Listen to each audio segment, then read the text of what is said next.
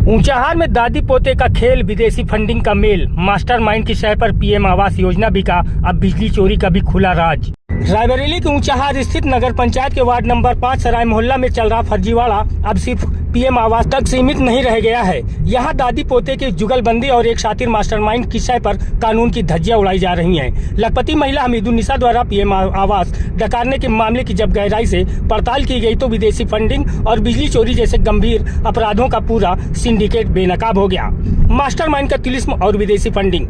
सूत्रों के मुताबिक इस पूरे खेल का रिमोट कंट्रोल मोहल्ले के ही एक तथाकथित मास्टरमाइंड के हाथ में है। ये शख्स इतना शातिर है कि विदेशों से संदिग्ध तरीके से मोटी रकम मंगवाता है, लेकिन अपने खाते में नहीं। ये पैसा मोहल्ले के अलग अलग गरीब और जरूरतमंद लोगों के खातों में मंगवाया जाता है। इसी काले धन के दम पर यह सिस्टम को खरीदता है और अवैध धंधों का संरक्षण देता है। गाटा संख्या 4201, 4202 का सच और दादी पोते का खेल।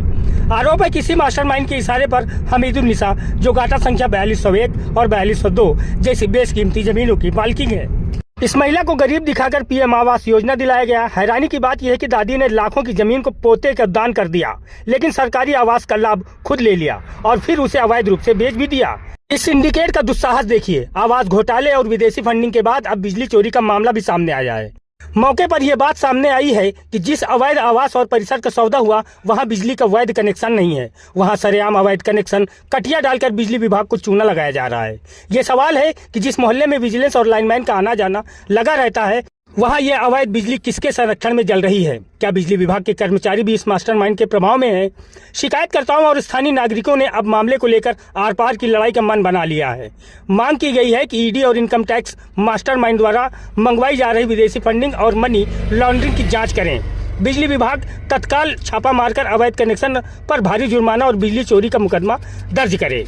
यह भी मांग की गई है कि हमीदुन्निसा और उसके पोते की संपत्तियों की जांच कर पीएम आवास की रिकवरी और एफआईआर दर्ज कराई जाए।